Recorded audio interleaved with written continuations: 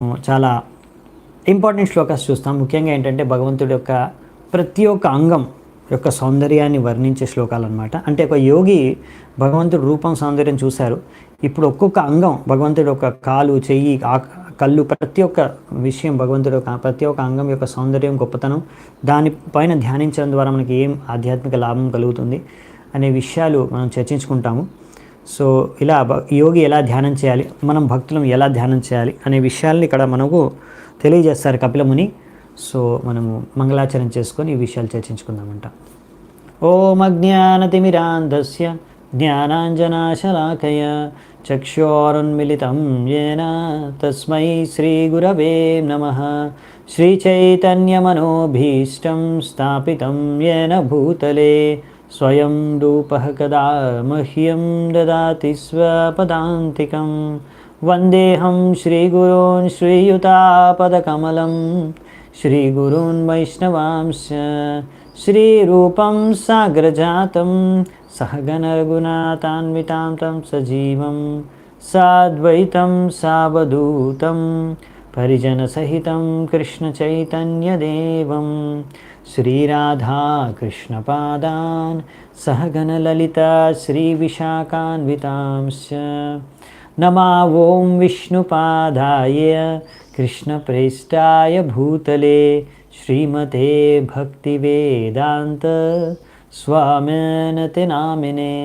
నమస్తే సరస్వతే దేవే గౌరవాణి ప్రచారిణే నిర్విశేషః శూన్యవాది పాశ్చాత్యదేశతారిణే.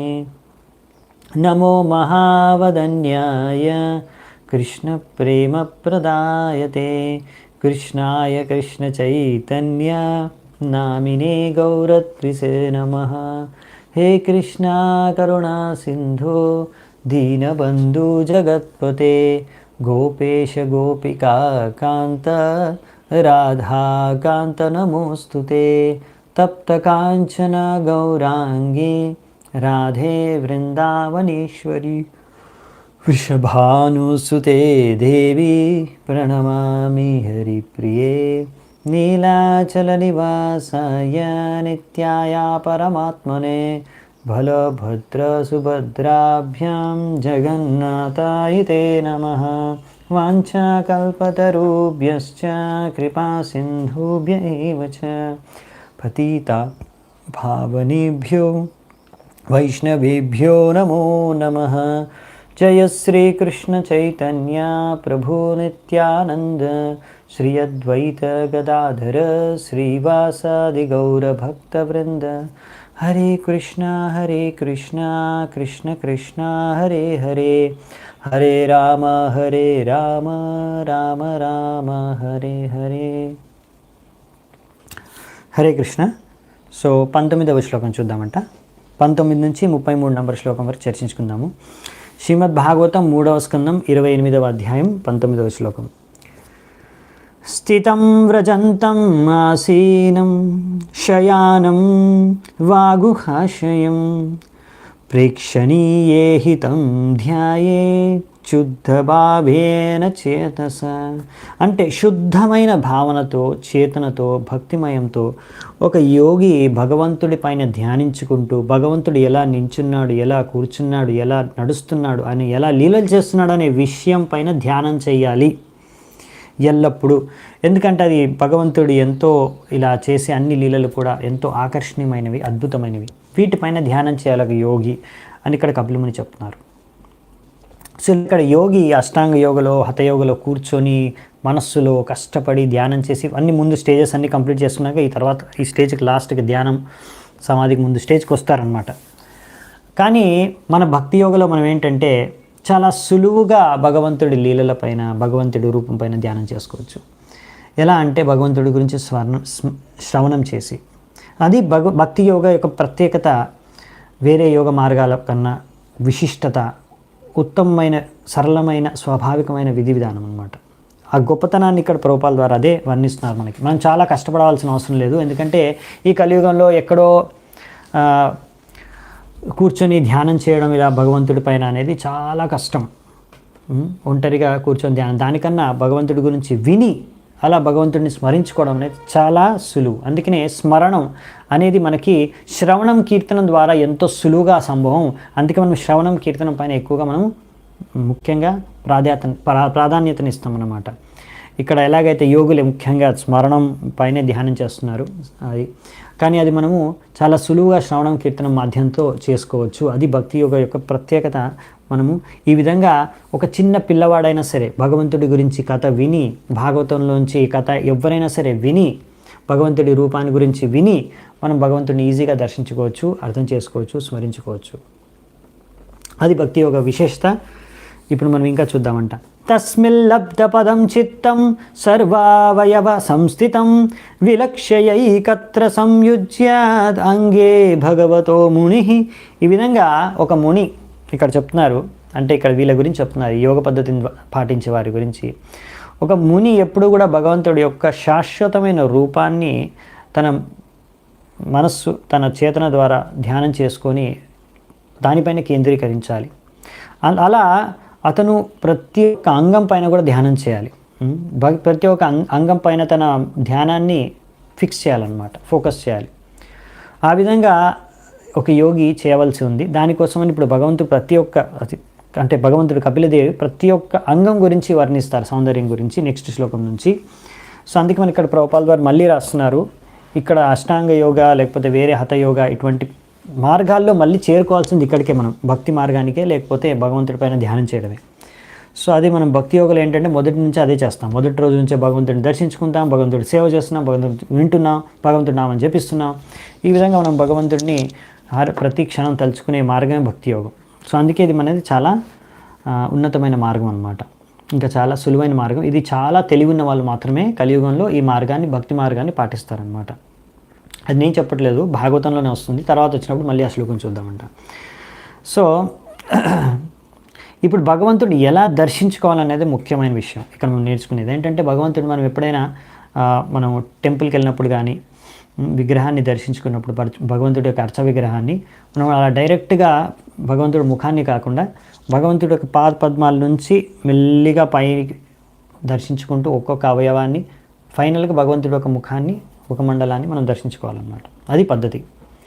సో అదే పద్ధతిని ఇక్కడ అనుసరిస్తూ, అంటే అది మనం అనుసరించాలి అనే ఉద్దేశంతోనే అదే విధంగా ఇక్కడ మనకి కపిలముని కూడా వర్ణిస్తారు, మనం చూస్తాము. అంటే పాద పద్మాల నుంచి వర్ణన, భగవంతుడి యొక్క సౌందర్య వర్ణన మనకి ఇక్కడ తెలియజేస్తారు. ఇంకా మనం అలా ధ్యానం చేసుకుంటూ మనకి ఏం ఆధ్యాత్మిక లాభం కలుగుతుంది అనే విషయాన్ని కూడా తెలియజేస్తారు అక్కడక్కడ, చూద్దామంట. ఇంకా శ్లోకాలు కూడా చాలా మధురంగా ఉంటాయి గానం చేయడానికి కూడా. మీరు కావాలంటే వీటిని కంఠస్థం కూడా చేసుకోవచ్చు. సో మనం స్టార్ట్ చేస్తున్నాము భగవంతుడి యొక్క దర్శనం పాదపద్మాల నుంచి 21వ శ్లోకం నుంచి. సంచింతయేద్ భగవతశ్చరణారవిందం వజ్రాంకుశధ్వజసరోరుహలాంఛనాధ్యం ఉత్తుంగరక్త విలసన్నక చక్రవాల జ్యోత్స్నాభిరాహతమహద్ హృదయాంధకారం. ఇక్కడ ఏం చెప్తున్నారంటే సంచింతయేద్ భగవతశ్చరణారవిందం, భగవంతుడి యొక్క పాదపద్మాలైన వాటిపైన ఒక యోగికి సంపూర్ణంగా ధ్యానం చేయాలి. అక్కడ పాదపద్మాల కింద సోల్, అంటే ఇప్పుడు పాద పద్మం ఉంటుంది, అది పాదం ఉంటుంది కదా, పాదం కింద రకరకాల చిహ్నాలు ఉన్నాయంట. ఏమని? వజ్ర అంకుశధ్వజసరో రుహలాంఛనాద్యం. ఏమున్నాయి ఇక్కడ చిహ్నాలు? ఒక 4 చెప్పారు. వజ్ర అంటే ఇంద్రుడు ఏ వజ్ర ఆయుధం ప్రయోగిస్తారు కదా, ఆ వజ్ర ఒక చిహ్నం. అంకుశ అంటే అంకుశం ద్వారా ఒక ఏనుగుని నియంత్రిస్తాడు వ్యక్తి. సో ఏనుగు పైన సవారీ చేసి అంకుశంతో ఏనుగుని కంట్రోల్ చేస్తారు. అది ఒక రకమైన అది ఆయుధం వాళ్ళది. సో అది వజ్ర, అంకుశ, ఇంకా ధ్వజ అంటే జెండా అనుకోండి, పతాకం. ధ్వజ, ఇంకా సరోరుహ అంటే కమలం పువ్వు. ఇవన్నీ కూడా చిహ్నాలు ఉన్నాయంట. ఇంకా భగవంతుడి యొక్క పాదపద్మాల యొక్క గోర్లు, అంటే కాళ్ళకి ఉన్న వేళ్ళకు ఉన్న గోర్లు ఎలా ఉన్నాయంట? ఉత్తుంగ రక్త విలసన్నక చక్రవాల, చంద్రుడు లాగా మెరుస్తున్నాయి అన్నమాట. గోళ్ళ నుంచి ఒక వజ్రాల్లాగా నుంచి వచ్చే ఒక వెలుతురులాగా అక్కడ నుంచి ఒక చంద్రుడి లాంటి కాంతి అనేది బయటికి వెదజల్లుతున్నాయి అన్నమాట. అవి జ్యోత్స్నాదిభిరహద్ మహద్ హృదయాంధకారం, ఆ యొక్క వెలుతురు ద్వారా మన హృదయంలో ఉన్న అంధకారం అంతా కూడా తొలగిపోతుందంట.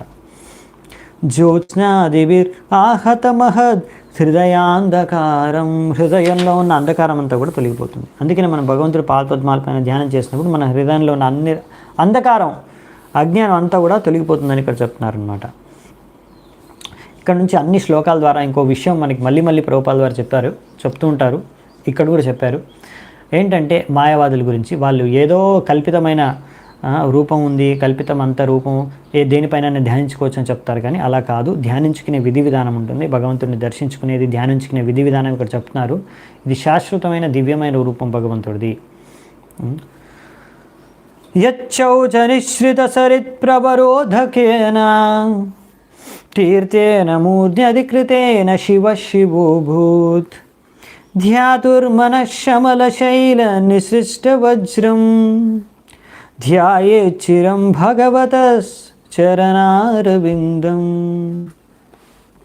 ఇంకేం చెప్తున్నారంట ఇక్కడ, ఈ విధంగా మనము భగవంతుడి యొక్క పాద పద్మాల్ని ధ్యానించుకుంటాము. అవి ఎంత పవిత్రమైనవంటే ఆ పాద పద్మాలకి తగిలి అక్కడి నుంచి పయనించిన జలాలే పవిత్రమైన గంగ. అది ఎంత పవిత్రం అంటే ఆ గంగను శివుడు తన తలపైన ధరిస్తాడు. తద్వారా శివుడు ఎంతో, శివ అంటే ఆస్పీషియస్నెస్, మంగళదాయకం, ఆయన యొక్క ఈ మంగళదాయకాన్ని శుభాన్ని ప్రసాదించి ఆ గుణం అనేది పెంపొందిపోతుందంట, పెరిగిపోతుంది గంగను ధరించడం ద్వారా.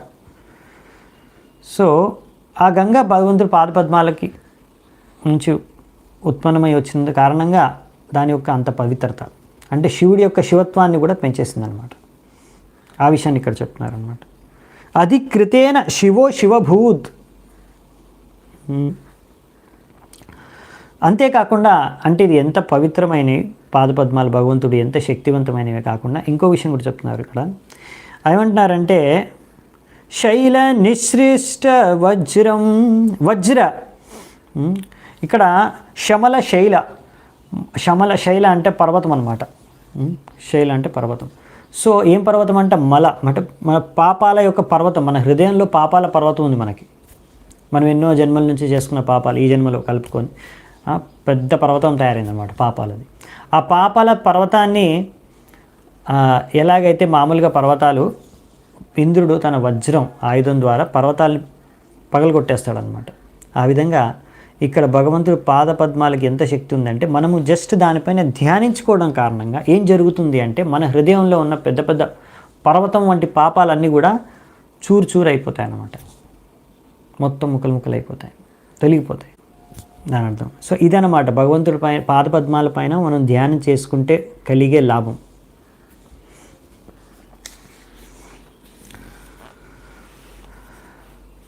జానుద్వయం జలజలోచనయా జనాన్య లక్ష్మ్యాఖిలస్య సురవందితయా విదాతుః ఊర్వోర్నిధాయ కరపల్లవరోచి సాయత్ సంలాలితం హృది విభోరభవస్య కుర్యాత్.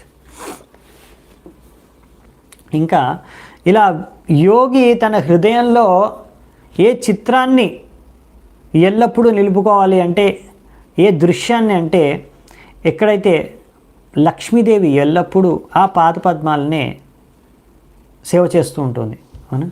ఆ పాదపద్మాలకి లక్ష్మీదేవి ఎప్పుడు నారాయణుడికి పాదపద్మాలకు సేవ చేస్తూ ఉంటుంది, మసాజ్ చేస్తూ ఉంటుంది. అవునా? సో ఆ దృశ్యాన్ని ఒక యోగి, ఒక భక్తుడు తన హృదయంలో ఎప్పటికీ ఆ దృశ్యాన్ని తలుచుకుంటూ ఉండాలి. ఏ లక్ష్మీదేవిని అయితే ఎంతోమంది దేవతలు ఇంకా రకరకాల ప్రజలందరూ కూడా పూజిస్తారో, ఆ లక్ష్మీదేవి ఎప్పుడు భగవంతుడి ఆ పాదపద్మాలకి సేవ చేస్తుంటుంది. ఆ దృశ్యాన్ని మనం ఎప్పుడు గుర్తుంచుకోవాలి మన హృదయంలో. సో ఈ విషయాన్ని ఇక్కడ చెప్తున్నారనమాట. ఇంకా ఏం చెప్తున్నారు అంటే, అంతేకాకుండా ఇంకో విషయం చెప్పారు. ఈ లక్ష్మీదేవి అందరి యొక్క మాత, ఎందుకంటే బ్రహ్మదేవుడికి కూడా మాత, ఎందుకంటే బ్రహ్మదేవుడు విష్ణువు నుంచి ప్రకటించాడు కదా, ఆ విషయం మళ్ళీ నెక్స్ట్ వచ్చే శ్లోకాల్లో చెప్తారు, అప్పుడు చూద్దామంట. సో ఇప్పుడు నెక్స్ట్ భగవంతుడు ఇంకా వర్ణన చెప్తున్నారు. ఊరు సుపర్ణ భుజయోర్ అధిశోభమానా ఓజనిధి అతసిక కుసుమావభాసు వ్యాలం బిబిత వరవాససి వర్తమాన కాంచీకలాప పరిరంబినితంబ బింబం. ఇంకేం చెప్తున్నా నెక్స్ట్, ఒక యోగి తన యొక్క ధ్యానాన్ని దేనిపైన, భగవంతుడి యొక్క ఉరు అంటే భగవంతుడి యొక్క తొడలు పైన ధ్యానించాలి. అవి భగవంతుడి యొక్క తొడలు ఓజో నిధి అంటే, ఓజో అంటే శక్తి, అన్ని శక్తుల యొక్క నిధి భగవంతుడి యొక్క తొడలు. అవి భగవంతుడి యొక్క తొడలు ఇక్కడ ఏ రంగులో ఉంటాయో ఇక్కడ రాశారనమాట, వర్ణించారు. వైటిష్ బ్లూ కలర్లో లిన్సీడ్ ఫ్లవర్, ఒక పువ్వు, దాని యొక్క కాంతి ఉంటుందన్నమాట దానికి, అటువంటి కాంతితో ఉన్నారు భగవంతుడి యొక్క తొడలు. ఇంకా వాటి యొక్క సౌందర్యం ఇంకా పెరిగిపోతుంది. ఎప్పుడు అంటే భగవంతుడు ఆయన గరుడి యొక్క భుజాల పైన ఆయన ఎప్పుడైతే ప్రయాణిస్తున్నాడో కూర్చుంటాడో అప్పుడు. సో భగవంతుడు ఆ యొక్క నడుము వరకు చెప్తున్నారు అలా, అంటే తొడలు నడుము పైన ఆయన ఒక బెల్ట్ పెట్టుకుంటారు, వడ్డానం. దాని తర్వాత భగవంతుడు ధోతి ఉంటుంది కదా, పీత వరవాససి వర్తమాన. Hare Krishna, excuse me. So ఈ విధంగా భగవంతుడు పీత వస్త్రాల్ని ధరించి ఉన్నాడు.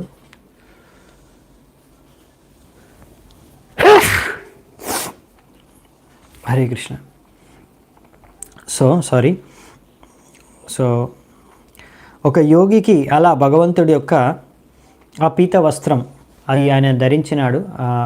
అది కింద కాళ్ళ వరకు పీత వస్త్రం, ఎల్లోయిష్ గోల్డెన్ ఎల్లో కలర్లో ఉంటుంది పీత వస్త్రం ఆయన ధరించి ఉన్నాడు. ఆ సౌందర్యం పైన, భగవంతుడి యొక్క సౌందర్యం పైన మనము ధ్యానించాలి అని చెప్పారు. నాభిహృదం భువన కోశగుహోదరస్థం యత్రాత్మయోని దిశనాఖిల లోకపద్మం వ్యూఢం హరిన్మణివృషస్తనయోరముస్య ధ్యాయేద్వయం విశదహారమయూక గౌరం. ఇంకేం చెప్తున్నారంటే ఇక్కడ నాభి గురించి చెప్తున్నారు. నాభి హృదం భువనలు. సో ఇక్కడ ఈ నాభి అది కూడా చంద్రుడి లాగా ఉందంట. మరి ఈ నాభి నుంచే కమలం పువ్వు వస్తుంది. ఆ కమలం పువ్వు పైన బ్రహ్మదేవుడు నివసిస్తున్నాడు, సృష్టించబడ్డాడు. ఈ కమలం పువ్వు ఒక లోపే మొత్తం నాడి లోపలనే మొత్తం అన్ని 14 లోకాలు ఉన్నాయి, భువనాలు ఉన్నాయి. సో ఆ విధంగా ఈ యొక్క యోగి ఎప్పుడు అలా భగవంతుడి యొక్క నాభి మరియు హృదయం పైన ధ్యానం చేయాలి. అదంతా కూడా హృదయం ఉన్న మొత్తం స్థలం అంతా కూడా భగవంతుడు ధరించిన ముత్యాల హారం యొక్క కాంతి ద్వారా ప్రకాశితమై తెల్లగా వైటిష్ కనిపిస్తుంది అన్నమాట. సో ఆ యొక్క భగవంతుడి యొక్క రూపం పైన ధ్యానించుకోవాలి మనము అని ఇక్కడ రాశారు.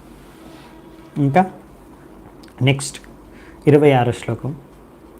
వక్షోధివాసం వృషభస్య మహావిభూతే పుంసాం మనోనయన నిర్వృతమాదదానం కాంతం చ కౌస్తుభమనేరది పూషణార్థం కుర్యాన్ మనస్యోగిలలోక నమస్కృతస్య.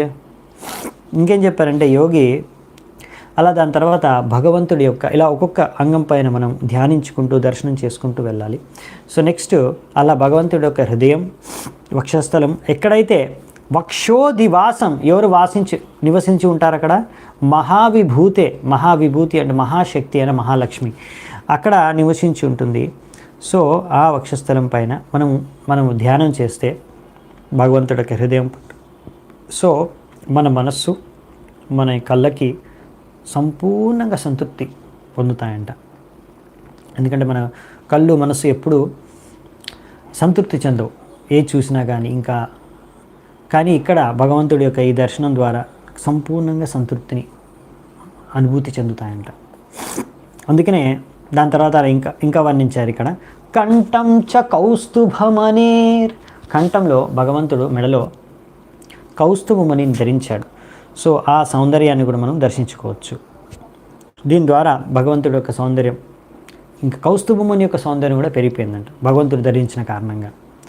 సో ఆ కౌస్తుభమణి కూడా మెడలోంచి ఆ హారం ఇక్కడ హృదయం పైన ఆ కౌస్తుభమణి కూడా ఉందన్నమాట. సో ఈ విధంగా మనము చాలా సునాయాసంగా భగవంతుడిని దర్శించుకోవచ్చు. మనము ఇదే భగవంతుడి దర్శనం మందిరంలో కూడా దర్శించుకోవచ్చు. మనము ఇలా కష్టపడి ధ్యానం చేసుకోవడం మనకు కష్టం, యోగిలకి చేసిన విధంగా చేసుకోలేము. కనుక మనము ఎంతో సరళంగా ఇదే దర్శనం మనం భగవంతుడి రూపాన్ని విగ్రహ రూపంలో, అర్చ విగ్రహ రూపంలో మందిరంలో వెళ్ళి మనం దర్శనం చేసుకోవచ్చు. లేకపోతే మనము ఇలా భాగవతంలో వర్ణనను విని తద్వారా మనం శ్రవణం ద్వారా దర్శనం చేసుకున్నాం అనుకోండి, భాగవతంలో వర్ణన విని తద్వారా కూడా మీకు అదే ఫలితం దొరుకుతుంది. అంటే మీరు యోగిలాగా ధ్యానం చేసుకున్నా, మందిరానికి వెళ్ళి విగ్రహం దర్శనం చేసుకున్నా, శ్రీమద్ భాగవతంలో వర్ణన మనం విని భగవంతుడిని దర్శించుకున్నా మనకు భగవంతుడి యొక్క కృప, మనకి కటాక్షం అనేది కలుగుతుంది అని ఇక్కడ ప్రభుపాల్ ద్వారా రాశారు. సో నెక్స్ట్ చూద్దామంటే 27వ శ్లోకం. ఇప్పుడు మనము ఇక్కడ వరకు వచ్చాము. బాహుంస్, చేతుల గురించి. బాహుంశమందరగిరే పరివర్తనేన నిర్నిక్త బాహుబలయానదిలోకపాలాన్ సంచింతయే దశశతారమసహ్యతేజః శంఖం చ తత్కరసరోరుహరాజహంసం. నెక్స్ట్ ఏం చెప్తున్నారంటే, ఇక్కడ తర్వాత యోగి ఇంకా ఇక్కడ మనం ధ్యానం చేయాలి భగవంతుడి యొక్క భుజాల పైన. ఆయనకు చతుర్భుజాలు ఉన్నాయి కదా, 4 భుజాలు ఉన్నాయి. సో 4 భుజాల నుంచి అంత శక్తి అంతా కూడా అన్ని దేవతలకి దొరుకుతుందన్నమాట. భగవంతుడి యొక్క ఈ 4 భుజాల నుంచే ఆ శక్తి ద్వారానే అందరు దేవతలు కూడా ఎన్నో రకాల కార్యాలు, నియంత్రణ ప్రకృతిని చేస్తున్నారన్నమాట ప్రకృతిలో. సో అలా ఈ యొక్క యోగి ఆ భగవంతుడు భుజాల పైన ఉన్న ఆభూషణాలు, ఆభరణాలు ఏవైతే ఉన్నాయో అవన్నీ మెరిసిపోతున్నాయంట. ఎందుకు అంటే ఇక్కడ రాశారేమని, మందారగిరే పరివర్తతేన, మందార పర్వతము అక్కడ ఆ యొక్క ఆభూషాల పైన రుద్దేసి దాన్ని బాగా రుద్దడం కారణంగా పరివర్తన చెందిపోయి ఇప్పుడు బాగా మెరిసిపోతున్నాయంట. ఎందుకు, ఎప్పుడు, ఎలా అంటే మనం కూర్మ అవతారంలో వచ్చినప్పుడు, భగవంతుడు కూర్మ అవతారంలో ఉన్నప్పుడు మందార పర్వతాన్ని వాళ్ళు సముద్ర మంతనం చేయడానికి ఒక రాడ్గా ఉపయోగించుకుంటారు మందార పర్వతాన్ని. ఆ మందార పర్వతం కింద సపోర్ట్గా కూర్మ అవతారం రూపంలో భగవంతుడు ప్రత్యక్షమవుతాడు. సో అప్పుడు ఆ మందార పర్వతం ఆ కూర్మ అవతారం పైనే కదా బాగా మంతనం జరిగినప్పుడు, సో తద్వారా కూర్మ అవతారం పైన బాగా మంతనం జరిగినప్పుడు అక్కడున్న ఈ యొక్క ఆభూషణాలు, ఆభరణాలన్నీ కూడా ఆ మందార పర్వతం ద్వారా రుద్దడం ద్వారా ఇవన్నీ ఇప్పుడు మెరిసిపోతున్నాయంట. ఇంకా సో అసహ్య తేజ, చాలా తేజస్సు పెరిగిపోయిందంట. సో ఈ విధంగా ఇక్కడ రాశారు. సారీ, అది సుదర్శన చక్రకు చెప్పారు. ఎనివే దీనికి కూడా తేజస్సు ఉంది. తద్వారా ఇంకా ఒక చేతిలో సుదర్శన చక్ర ఒక హస్తంలో ధరించి ఉన్నారు. ఆ సుదర్శన చక్రకి మామూలుగా చక్రంలో మీరు చూసుకుంటే మధ్యలో సెంటర్ నుంచి లాస్ట్ వరకు మీకు ఒక స్పోక్స్ అంటారు, గీతలు కనిపిస్తాయి కదా, అవి లైన్స్ లాగా స్పోక్స్, అవి 1000 స్పోక్స్ ఉంటాయి. 1000 సుదర్శన చక్రకి. 10 అరం ఇక్కడ రాశారు చూసారా, అవునా? శత అంటే 100, 10 అంటే 10 × 100, 10 అంటే 1000 అనమాట. 1000 స్పోక్స్ ఉంటాయి. సో అది సుదర్శన చక్ర. దానికి అసహ్య తేజ, చాలా తేజస్సు ఉంది. సుదర్శన చక్రం నుంచి ఎంతో తేజస్సు వెదజల్లుతుంది. అది ఒక చేతిలో పట్టుకున్నారు, ఒక హస్తంలో. ఇంకో హస్తంలో శంఖం చ తత్కరసరోరుహరాజహంసం, శంఖం. ఇంకొక చేతిలో ఆయన శంఖం చ తత్కర, కర అంటే చెయ్యి. సో ఆయన ఇంకొక చేతిలో శంఖం పట్టుకున్నారు. అది ఎలా ఉందంటే సరోరుహ రాజహంసం, సరోవరంలో ఉండే హంస ఉంటుంది కదా, రాజహంస. సో అలా కనిపిస్తుందంట భగవంతుడి చేతిలో ఆ యొక్క శంఖం. సో ఇక్కడ ఏం చెప్తున్నారంటే ముఖ్యంగా మనకు ఈ కంపారిజన్స్ అంటే పోల్చి దీంతో ప్రకృతిలో ఉన్న అన్నిటికన్నా సౌందర్యమైన వస్తువులు కానీ, పక్షులు కానీ, పువ్వులు కానీ, ప్రకృతిలో లభించే ఏ సౌందర్యమైన విషయాలతో పోల్చి మనకు భగవంతుడి యొక్క సౌందర్యాన్ని ఎందుకు వర్ణిస్తున్నారంటే, మనం భగవంతుడి యొక్క దివ్య సౌందర్యాన్ని మన భౌతిక దృష్టితో, భౌతిక బుద్ధితో అర్థం చేసుకోలేం కనుక, ఏవైతే మనం ఈ యొక్క ప్రకృతిలో అన్నిటికన్నా సౌందర్యవంతమైన దృశ్యాలుగా కానీ, విషయాలుగా కానీ, వస్తువులు కానీ అనుకోగలుగుతామో వాటితో పోల్చి మనకి ఇక్కడ చెప్తున్నారు. ఇంకా తర్వాత ఇంకా క్లియర్గా చెప్పేస్తారు. ఈ పోలికలు ఏంటంటే ఓన్లీ మనం అర్థం చేసుకోవడానికి, యాక్చువల్ చెప్పాలంటే వీటి సౌందర్యం భగవంతుని ముందు అస్సలు ఏమీ లేదు అనే విషయాన్ని కూడా వచ్చే శ్లోకాల్లో చెప్తారు. అప్పుడు చూద్దామంట. సో 2 చేతుల్లో చెప్పేశారు. ఒక చేతిలో సుదర్శన చక్రం, ఇంకో చేతిలో శంఖం, ఇంకో 2 చేతుల్లో కౌమోదకేం భగవతో దయితాం స్మరేత దిగ్ధామరాతిబట శోణిత కర్దమేన మాలాం మధువ్రతవరూత గిరోపగుష్టం చైత్యస్య తత్వమమలం మణిమస్య కంటే.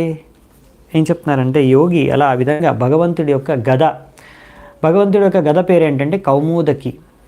అవునా, కౌమోదకి భగవతో దయితం స్మరేత. ఇది భగవంతుడికి ఎంతో ప్రియమైనది. సో ఈ గదను కూడా గుర్తు చేసుకోవాలి. ఈ గదకి ఇంకా చెప్పాలంటే ఇలా అది ఎంతో బంగారంతో అయినా కానీ, గద ఉన్నా కానీ అదేంటంటే ఆ గదను ఉపయోగించి భగవంతుడు ఎంతోమంది అసురుల పైన ప్రహారం చేసి అసురులను వధించారు కనుక అసురుల యొక్క రక్త చిహ్నాలు ఇంకా గద పైన ఉన్నాయంట. సో అంతేకాకుండా అది ఆ గదను చూసి ఎలా భగవంతుడు దండించాడో అసురులను మనకు అర్థం చేసుకుంటే, భక్తులతో ఇక్కడ పోల్చారు. భగవంతుడు ధరించిన మణిమాల అంటే ఇక్కడ ఏం రాశారంటే భగవంతుడు ధరించిన ముత్యాల హారం, మెడలో ధరించిన ముత్యాల హారం మణిమస్య కంటే చైత్యస్య తత్వమమలం మణిమస్య కంటే అంటే ఎంతో శుద్ధ భక్తులతో పోలుస్తున్నారు. ఆ ముత్యాల హారాన్ని భగవంతుడి యొక్క శుద్ధ భక్తులతో పోలుస్తున్నారు. ఏదైతే తన మడలో హృదయం పైన వేసుకున్నారు భగవంతుడు. ఇంకా అభక్తులు అసురులకి ఆ గదలో ఉన్న రక్తపు చిహ్నాలతో మాకు అర్థమవుతుంది. అంటే భగవంతుడు ఎలా అసురులతో వ్యవహరిస్తారు, ఎలా భక్తులతో వ్యవహరిస్తారని ఈ యొక్క వర్ణనతో మాకు అర్థమవుతుంది అనమాట. సో ఈ రకంగా 2 రకాల వ్యక్తులు ఉంటారు, మనుషులు ఉంటారు అనే విషయాన్ని ప్రభుపాదుల ద్వారా మనకు చెప్తున్నారు. ఇంకొకటి ఏంటంటే ఇక్కడ రాసింది భగవంతుడి యొక్క మాల. భగవంతుడు మాలను ధరించారు. ఆ మాల పైన ఎన్నో తిమ్మిదలు కూడా దానిపైన తిరుగుతూ ఉన్నాయన్నమాట, దాని చుట్టూ. నెక్స్ట్ భృత్యానుకంపితదియేహ గృహీతమూర్తే సంచింతయేద్ భగవతో వదనారవిందం యద్విస్ఫురన్మకరకుండలవల్గితేన విద్యోతితామలకపోలముదారనాసం. ఇప్పుడు దేని గురించి చెప్తున్నారంటే ముఖమండలం, భగవంతుడి యొక్క ముఖాన్ని ఇప్పుడు మనం దర్శించుకుంటున్నాం. ఇక్కడ వరకు అంతా దర్శించుకున్నాం. ఇప్పుడు ముఖమండలాన్ని, భగవంతుడి యొక్క ముఖాన్ని 29 నుంచి 30 ఇంకా వచ్చే శ్లోకాల్లో దాని గురించి చెప్తారు. సో ముఖ్యంగా 29, 30లో ఇప్పుడు భగవంతుడి యొక్క ముఖాన్ని మనం ఎలా దర్శించుకోవాలి, ఎలా సౌందర్యం ఉంటుంది భగవంతుడు అని ఇక్కడ చెప్పారు. సో భగవంతుడు తన భక్తులకి కృప ప్రసాదించడం కోసం ఇలా ఎన్నో అవతారాలు తీసుకుంటూ ఉంటారు. సో భగవంతుడి యొక్క ఈ ముఖం యొక్క ఇందులో ప్రామాణికంగా ఉండేది కనిపించేది మనకి భగవంతుడి యొక్క నాసిక, ఇంకా భగవంతుడి యొక్క చీక్స్ ఏమంటాం, భగవంతుడి యొక్క చీక్స్ని ఇక్కడ మనకి ఏం రాశారంటే కపోలం అని రాశారు. సో భగవంతుడి యొక్క చీక్స్ని అవి ఎంతో క్రిస్టల్ క్లియర్గా ఉన్నాయి. కానీ భగవంతుడు ధరించిన ఇయర్ రింగ్స్, చిక్కిళ్ళు, ఓకే, బుగ్గలు చిక్కిళ్ళు అంటారు, ఓకే, చెంపలు, ఓకే, అది క్లియర్గా ఉన్నాయి. కానీ అది దాని యొక్క కాంతి ఇంకా పెరిగిపోతుంది, షైన్ అవుతుంది. ఎలాగంటే భగవంతుడు ధరించిన, ఇక్కడ రాశారు కదా, మకర కుండల వల్గితేన అంటే మకర కుండలు అంటే క్రొకొడైల్, అలిగేటర్ షేప్లో ఉన్న భగవంతుడు ఇయర్ రింగ్స్ షేప్ అనమాట. అవి ఇలా ఊగుతున్నాయి అలా ఊగినప్పుడు అవి ఎంతో మెరుస్తున్నాయి. వాటి షైనింగ్ భగవంతుడి యొక్క బుగ్గల పైన పడుతుందన్నమాట, చెంపల పైన. అది సో దాంతో ఇంకా భగవంతుడి యొక్క సౌందర్యం ఇంకా పెరిగిపోతుంది, ముఖ సౌందర్యం.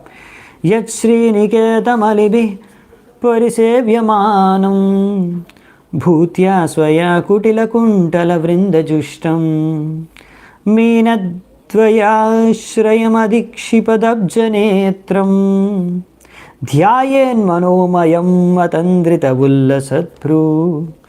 ఇక్కడ ఇంకా బాగా చెప్తున్నారు భగవంతుడు. ఇప్పుడు ఈ పార్ట్ చెప్పారు, మన ముక్కు ఇంకా చెంపలు ఈ పార్ట్ చెప్పారు, ఓన్లీ ఇవి రెండు డిస్క్రైబ్ చేశారు. ఇక్కడ మనకి ఇంకా డిస్క్రైబ్ చేసేది ఏంటంటే భగవంతుడి యొక్క కళ్ళు. ఇప్పుడు భగవంతుడి యొక్క జుట్టు ఇలా ఉంగురాల జుట్టు అనమాట, అంటే కర్లీ హెయిర్. అలా భగవంతుడి యొక్క కర్లీ హెయిర్ అలా సైడ్కి ఇలా ఉందన్నమాట, కర్లీ హెయిర్ వస్తుంది భగవంతుడిది. ఇంకా ఆయన కళ్ళు అది ఎలా సౌందర్యం కనిపిస్తుంది అంటే మనం అర్థం ఇంకా భగవంతుడి యొక్క ఇది ఏమంటాం, ఐబ్రోస్ని కనుబొమ్మలు అంటాం, ఐబ్రోస్ అవి ఎలా ఒక దృశ్యం ఎలా కనిపిస్తుంది అంటే మనం అర్థం చేసుకోవడానికి ఇక్కడ చెప్పారు. ఒక సరోవరంలో, ఒక లేక్లో ఒక కమలం పువ్వు, దాని చుట్టూ దాని పక్కన రెండు మీన ద్వయాశ్రయం. మీన అంటే ఫిష్ అనమాట, ద్వయ అంటే రెండు, అలా ఒక పేర్ ఆఫ్ ఫిషెస్, రెండు ఫిషెస్ అంటే కళ్ళతో పోల్చున్నారు అనుకోండి.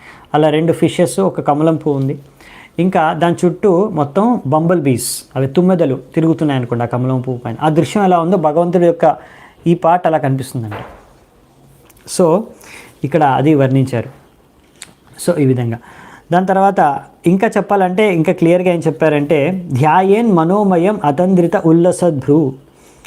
సో ఇది కూడా యాక్చువల్లీ ఇక్కడ ఏం రాశారంటే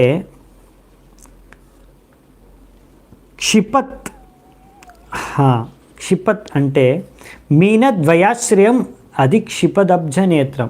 అంటే ఈ యొక్క దృశ్యం భగవంతుడి యొక్క సౌందర్యం ముందు ఇది కూడా అంటే చిన్నబోతుంది. ఇటువంటి సౌందర్యమైన దృశ్యం దీన్ని మనకు ప్రభుపాల ద్వారా రాశారు. అంటే భౌతిక ప్రపంచంలో ప్రకృతిక సౌందర్యంలో ఇటువంటి దృశ్యాన్ని, ఒక కమలం పువ్వు, దాని పక్కన రెండు చేపలు, దానిపైన తుమ్మెదలు తిరుగుతుంటే అదొక మంచి అద్భుతమైన సౌందర్యమైన దృశ్యం. కానీ భగవంతుడి ఈ సౌందర్యం ముందు ఈ సౌందర్యం కూడా చిన్నబోతుంది అని రాశారనమాట. తస్యావలోకమధికం కృపయాతి ఘోర తాపత్రయోపశమనాయ నిసృష్టమక్ష్ణో స్నిగ్ధస్మితానుగుణితం విపుల ప్రసాదం ధ్యాయే చిరం విపుల భావనయా గుహాయాం. దాని తర్వాత ఏం చెప్తున్నారంటే ఇక్కడ అలా యోగులు అలా ధ్యానం చేయాలి భగవంతుడి యొక్క ఈ యొక్క అద్భుతమైన రూపం పైన. ముఖ్యంగా భగవంతుడు ఇక్కడ చెప్పేది ఏంటంటే కళ్ళ పైన. భగవంతుడు ఆ కళ్ళతోనే, భగవంతుడు ఆ కళ్ళతో ఇక్కడ తన భక్తుల పైన దృష్టిని సారించి తన కృపను ప్రసాదిస్తారు. తద్వారా ఏం జరుగుతుంది, భగవంతుడి యొక్క దృష్టి మన పైన పడితే, అలా భగవంతుడి యొక్క కళ్ళపైన మనం దర్శనం చేసుకుంటే, దృష్టి మనం ధ్యానం చేస్తే ఏం జరుగుతుందంటే ఇక్కడ ఆ భగవంతుడి యొక్క దృష్టి కళ్ళు మనలో ఉన్న అన్ని రకాల 3 రకాల తాపాలు, తాపాలు ఏవైతే ఉన్నాయో అన్ని రకాల తాపాలు ఈ భౌతిక ప్రపంచంలో అన్నీ కూడా ఏవైతే చాలా భయంకరమైన తాపాలు ఉంటాయో వాటన్నింటినీ కూడా భగవంతుడు యొక్క దృష్టి తొలగించేస్తుంది. సో అందుకనే ఈ భగవంతుడు దాంతోని ఆయన దృష్టి, దాంతోపాటు భగవంతుడు యొక్క హాస్యం, పరిహాస్యం అంటే అది నవ్వుతూ ఉన్న ఆయన ముఖాన్ని దర్శించుకుంటే తద్వారా అందులో ఎంతో మనకి మేలు జరుగుతుంది ఇక్కడ రాశారు. మామూలుగా ఇక్కడ ఏం చెప్తున్నారంటే ప్రభుపాల ద్వారా అంటున్నారు, ఈ భౌతిక ప్రపంచంలో ఉన్నంత వరకు, ఈ భౌతిక దేహంలో ఉన్నంత వరకు మనకేంటంటే భౌతిక దేహం ఉంది కనుక ఆత్మని ఎవరేం చేయలేరు. కానీ ఈ భౌతిక దేహం ఉన్న కారణంగా, ఈ భౌతిక ప్రపంచంలో ఉన్న కారణంగా ప్రకృతిలో ఉన్న 3 తాపాల ద్వారా మనకు ఎన్నో రకాల కష్టాలు అనేవి కలుగుతున్నాయి. కానీ ఇవన్నీ కష్టాల నుంచి మనము అలా భగవంతుడి యొక్క ముఖ సౌందర్యం పైన భగవంతుడిని అలా దర్శించుకుంటే మనము ఇవన్నీ కష్టాలని కూడా మర్చిపోవచ్చు, లేకపోతే కష్టాలన్నీ కూడా మనకి తొలగిపోతాయి అని ఇక్కడ చెప్తున్నారనమాట. అలా భగవంతుడిని స్మరించుకుంటే చాలు, భగవంతుడిని దర్శించుకుంటే చాలు. हासंभरेरवनताखिललोकतीव्र शोकाश्रुसागरविशोषणमत्युद्धारं सम्मोहनाय रचितं निजमाययास्य భ్రూమండలం మునికృతే మకరధ్వజస్య. ఇంకా ఇక్కడ ఏం చెప్తున్నారంటే, అలా ఒక యోగి ఆ విధంగా భగవంతుడి యొక్క ఇక్కడ ఏం రాశారు, హాసం, భగవంతుడి యొక్క స్మైల్, ఆయన భగవంతుడి యొక్క హాసం పైన ధ్యానించాలి, దర్శనం చేసుకోవాలి. తద్వారా ఏం జరుగుతుంది అంటే, భగవంతుడి యొక్క నవ్వుతున్న చిరునవ్వుని పైన ధ్యానం చేసుకుంటే మనం ఇక్కడ ఈ దుఃఖాలయం కదా, ఈ లోకం దుఃఖాలయంలో శోకాశ్రు సాగర, ఈ యొక్క దుఃఖంతో సాగరం నిండిపోయి అందులో మనం మునిగిపోయినాం ఆ దుఃఖంలో. అటువంటి ఆ సాగరం మొత్తం కూడా ఆవిరైపోతుందంట, దుఃఖ సాగరం అంతా కూడా ఆవిరైపోతుంది. తద్వారా మనము ఈ ఒక్క భౌతిక దుఃఖం నుంచి ముక్తులం అవ్వగలం. ఇంకొకటి, అంతేకాకుండా మనం భగవంతుడి యొక్క ఐబ్రోస్ని ఏమంటాం మనం, ఐబ్రోస్ని భ్రూమండలం, ఈ భగవంతుడి యొక్క ఆర్చ్ల ఐబ్రోస్, ఈ భ్రూమండలం. సో ఈ ఐబ్రోస్ పైన మనం ధ్యానించుకుంటే అప్పుడు ఆ ఐబ్రోస్లో ఎంత అంతరంగ శక్తి నిండి ఉందంటే, తద్వారా మదనుడు కూడా మోహితుడైపోతాడంట. అంటే ఇంకా మదనుడు ఇంకా ఎప్పుడు భక్తుల్ని కానీ సాధువుల్ని కానీ ప్రభావితం చేయలేడు, మోహితం చేయలేడు. సో మనం మదనుడి యొక్క మోహమాయ నుంచి ముక్తులం అవ్వాలంటే భగవంతుడి యొక్క ఐబ్రోస్ పైన మనము దృష్టి సారించాలన్నమాట. అంటే ఆర్చ్డ్ ఐబ్రోస్ అంటే విల్లులాగా, అంటే విల్లు ఎలా ఉంటుందో ఆ విల్లులాగా మనకు ఐబ్రోస్ ఆ డిజైన్లో ఉంటాయని చెప్తున్నారు బేసికలీ. కానీ అదే భ్రూమండలం. ఓకే, సో నెక్స్ట్ లాస్ట్ శ్లోకం చూసి కనుబొమ్మలు అంటారుగా. Thank you. Okay, thank you. So వాటిపైన మనం ధ్యానించుకోవాలి. ఈ విధంగా ధ్యానాయనం ప్రహసితం బహుళాదరుష్ట భాసారుణాయితతను ద్విజకుండ పంక్తి ధ్యాయేత్ స్వదేహ కుహరే వసితస్య విష్ణోర్ భక్త్యారద్రయార్పితమనాన ప్రతగ్ధి దృక్ష్యేత్. ఇలా సంపూర్ణమైన భక్తి భావనతో మనము భగవంతుడి పైన ఈ విధంగా మనము హృదయపూర్వకంగా ధ్యానం చేసుకొని ఎల్లప్పుడూ భగవంతుడి యొక్క ఈ చిరునవ్వుని మనం ధ్యానం చేసుకొని దర్శించుకొని మన హృదయంలో నిలిపివేసుకుంటే తద్వారా అన్నీ మనకి ఇక్కడ రాశారు ఏంటంటే, మనము ఆ భగవంతుడి పైన మనం ఆకర్షితులం అయిపోగలం. ఈ చిరునవ్వుతో పైన ధ్యానించుకోవడం చాలా సులభం. ఇంకా అలా భగవంతుడు అలా నవ్వినప్పుడు భగవంతుడి యొక్క పళ్ళు, భగవంతుడి యొక్క పళ్ళు మల్లె మొగ్గల్లాగా, ఆయన యొక్క టీత్ మల్లె మొగ్గల్లాగా కనిపిస్తున్నాయంట. ఇంకా ఆయన యొక్క పెదవులు రెడ్ కలర్ రోజ్ పూలా ఉంటుంది కనుక సో ఆ యొక్క సౌందర్యం కూడా అద్భుతంగా ఉంటుంది. దానిపైన ఒక యోగి ధ్యానించుకోవాలి. ఇలా భగవంతుడి ఇలా దర్శించుకున్న యోగి ఇంకా ఏ దృశ్యాన్ని దర్శించుకునే కోరిక ఉండకూడదు యోగికి. ఆ విధంగా భక్తితో ధ్యానించుకోవాలి, ఆరాధించుకోవాలి భగవంతుడిని ప్రేమతో అని ఇక్కడ రాశారనమాట ఒక యోగికి. సో ఇదండి భగవంతుడి పైన ధ్యానించుకునేది, దర్శించుకునేది ప్రతి ఒక్క విశేష దర్శనం. సో మనము ఇప్పుడు ఈ విధంగా ధ్యానించుకొని తర్వాత యోగికి ఎలా ముక్తి లభిస్తుంది, తన యొక్క చేతన ఎటువంటిది ఉంటుంది ఆ సమయంలో, ఏ చేతనతో తన ముక్తి ప్రాప్తి చెందుతుంది యోగికి అనే విషయాలన్నీ కూడా మనము నెక్స్ట్ వచ్చే క్లాస్లో చూసుకొని ఈ అధ్యాయాన్ని ముగిద్దామంట. సో ఈరోజు ఇక్కడ సెలవు తీసుకుంటాను. మీ అందరికీ చాలా చాలా ధన్యవాదాలు. హరే కృష్ణ. శిల ప్రభుపాద్ की जय. ग्रंथराज श्रीमद् भागवतम की जय. समवेत गौर भक्त वृंद की जय. निताय गौर प्रेमानंदे. हरि हरि बोल.